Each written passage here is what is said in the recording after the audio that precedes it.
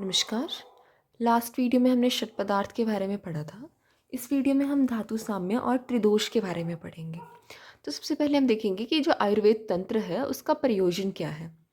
कार्यम धातु साम्यम इह उच्यते, धातु साम्य क्रिया च उक्ता तंत्रस्य अस्य प्रयोजनम। यानी जो आयुर्वेद शास्त्र है उसका कार्य क्या है, धातुओं को साम्य अवस्था में बना के रखना। धातुएं क्या है, इसमें हमारे पास रस रक्त आदि धातुएं और जो वात पित्त कफ हैं और जो मल है हमारे शरीर के, उनको जब वो शरीर को धारण कर रहे हैं, सम्यक रूप से अपना कार्य कर रहे हैं शरीर में, तो उनको धातु कहते हैं। और जो क्रिया है धातु साम्यता की, उसी वो ही क्या है हमारे पास जो तंत्र है उसका प्रयोजन भी है। और रोगों के त्रिविध कारण क्या है उनके बारे में अब हम देखेंगे। काल बुद्धि इंद्रिय अर्थानाम योगो मिथ्या न च अति च द्वय आश्रयाणाम व्याधि त्रिविधो हेतु संग्रह। तो दो आश्रय क्या है व्याधियों के, मन और शरीर। तो उनमें व्याधि होती है तीन कारणों से, तीन हेतुओं के संग्रह से, जो है काल, बुद्धि और इंद्रियों के जो अर्थ है सब स्पर्श रूप रसगंध, उनका योग होना, कैसा, मिथ्य योग होना या अयोग होना या अति योग हो जाना। इन तीनों हेतुओं से ही हमारे पास क्या है, व्याधि की उत्पत्ति होती है। व्याधि में कारण की उत्पत्ति में कारण होते हैं। अब रोगों का आश्रय क्या है, तो हमने देख लिया ऊपर भी, मन और शरीर जो है वो रोगों का आश्रय है। और सुख का कारण यानी निरोग का कारण क्या है हमारे पास, काल, बुद्धि और इंद्रियों के जो अर्थ हैं उनका समयोग, उनका सम्यक प्रकार से होना। तो अब हमने देख लिया कि मन और शरीर तो रोग का आश्रय है, पर जो आत्मा है वो रोग का आश्रय नहीं है। कैसे, निर्विकारः पर सत्व आत्मा सत्वभूत गुणेन्द्रिय चैतन्य कारणम नित्यो दृष्टा पश्यति ही क्रिया। इसमें कहा गया है कि जो आत्मा है वो क्या है, पर है यानी श्रेष्ठ या सूक्ष्म है, और वो क्या है, निर्विकार है यानी जितने भी सुख दुख भाव हैं उनसे रहित है, और चैतन्य यानी ज्ञान प्राप्ति में कारण है। कैसे, आत्मा, मन, पंचमहाभूत और उनके गुण जो है पंचमहाभूतों के कौन कौन से, सप्त स्पर्श रूप रसगंध या सत्व रजतम, और 10 इंद्रियों से युक्त होकर चैतन्य यानी ज्ञान प्राप्ति में कारण होती है। उसके बाद क्या है कि जो आत्मा है उसके गुण क्या हैं हमारे पास, ये नित्य होती है, हमेशा रहती है। चाहे शरीर हमारा ख़त्म भी हो जाए, पर जो आत्मा है वो नित्य रहती है। और दृष्टा होती है यानी जितने भी चर अचर जगत होता है उसका दर्शक है ये, और क्रियाओं को भी देखता है। तो ये आत्मा के गुण हो गए। अब आगे है हमारे पास कि जो शारीरिक और मानसिक दोष हैं जिनमें व्याधि उत्पन्न हो रही है, वो हैं कौन से, मेनली कौन कौन से हैं। तो शारीरिक दोष है हमारे पास वात पित्त कफ, और मानसिक दोष है रज और तम। जो मानसिक गुण है वो है सत्व रज तम, पर जो मानसिक दोष हैं वो हमारे पास सिर्फ रज और तम ही है। सत्व की वजह से कोई भी रोग उत्पत्ति नहीं होती है, इसलिए हम सत्व को मानसिक दोषों में नहीं लेंगे। अब हमने देख लिया कि शारीरिक और मानसिक दोष होते कौन से हैं। अब जब शारीरिक और मानसिक रोग हो जाते हैं तो उनका चिकित्सा सूत्र क्या है हमारे पास, प्रशाम्यति औषधः पूर्वो दैव युक्ति व्यापाश्रय है मानसो ज्ञान विज्ञान धैर्य स्मृति समाधि भी। तो अगर हमारे शारीरिक दोष होते हैं तो उनमें क्या करना है, हमें दैव और युक्ति व्यापाश्रय की चिकित्सा करनी है।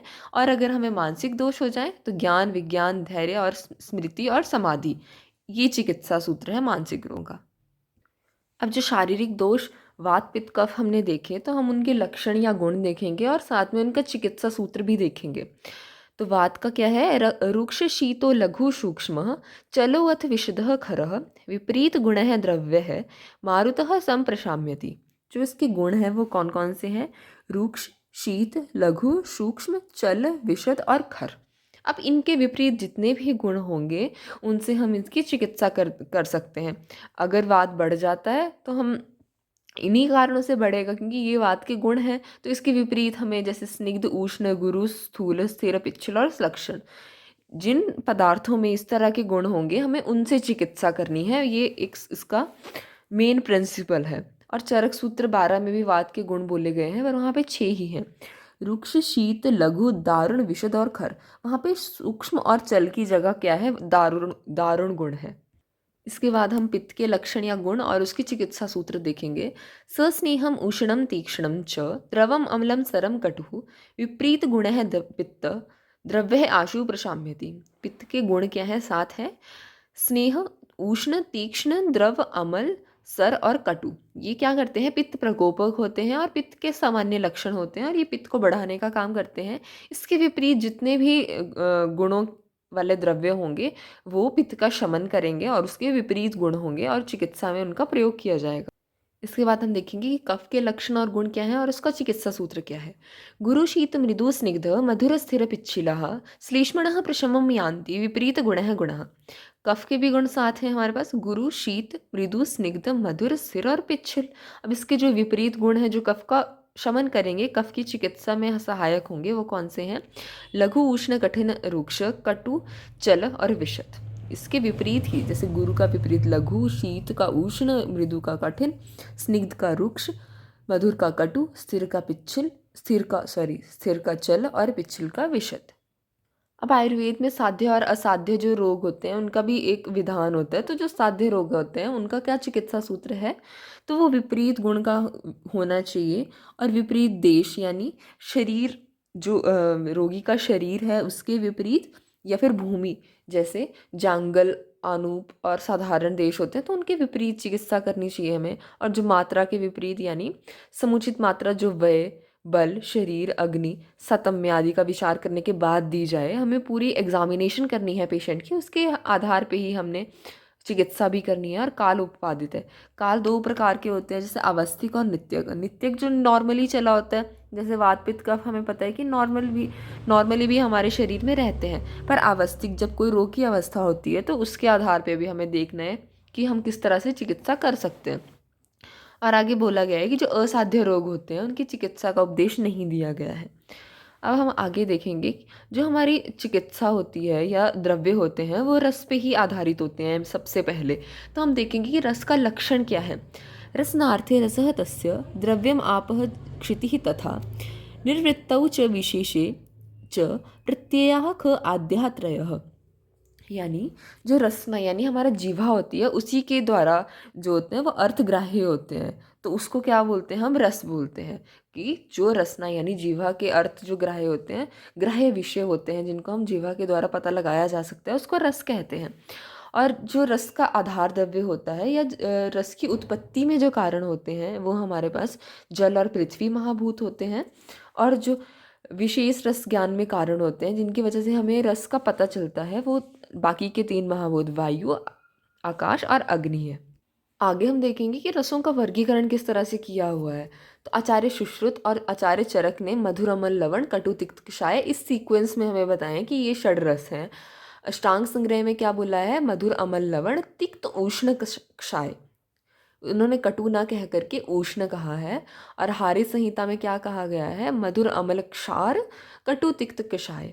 और शारंगधर जी ने क्या कहा है? मधुर, अम्ल, पटु, कटु, तिक्त, कषाय।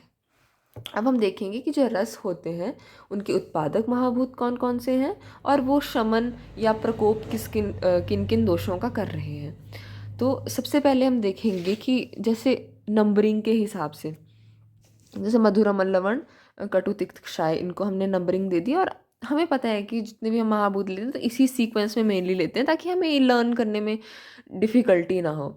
आकाश, वायु, अग्नि, जल, पृथ्वी, तो इस सीक्वेंस में हमने नंबरिंग दे दी। आकाश को 1, वायु को 2, अग्नि को 3, जल को 4 और पृथ्वी को 5। तो इसके आधार पर हम देखेंगे कि जो मधुर है उसका उत्पादक महाभूत क्या है? जल और पृथ्वी। तो आकाश, वायु, अग्नि, जल, पृथ्वी। तो जल और पृथ्वी 4 और 5 पे आ रहे हैं तो ये 45 हो गया। याद करने के लिए हम एक फॉर्मूला बना रहे हैं।